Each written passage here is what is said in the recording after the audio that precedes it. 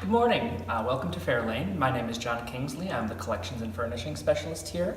This is Tamsin Brown. She's one of our conservation team. And we are here to discuss with you a little bit the history of caning because we have a very exciting workshop coming up on August 11th. So we're talking a little bit about caning. In Fairlane, we have both machine and hand caned items.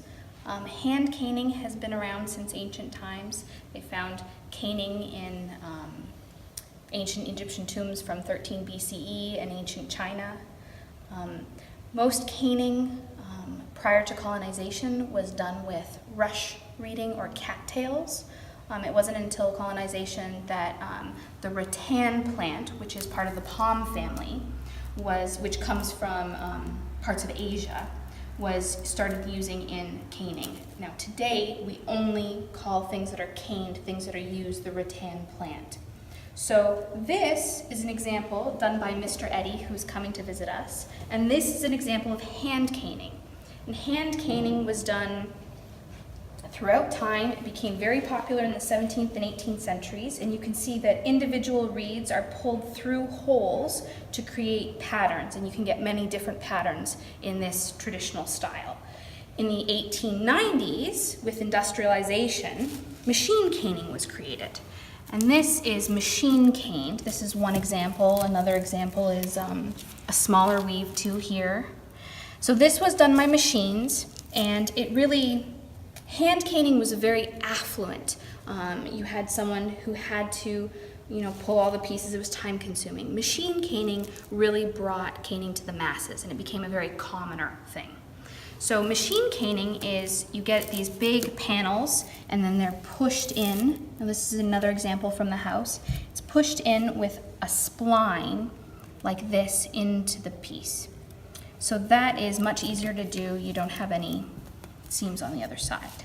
So these are different examples of different caning techniques in the house here. As you look in these historic photographs, you'll see that there is actually a great deal of caning that the Fords enjoyed here in the billiard room and also in the living room as well. There are two caned suites of furniture. The billiard room pieces that you see here are barrel-back chairs, popular in the 18th century. They would have had a caned back and also a caned seat that's covered over with a cushion. Those are being custom produced for us by Kindle Furniture Company in Grand Rapids. You can see the renderings here that they produced for us. Because of the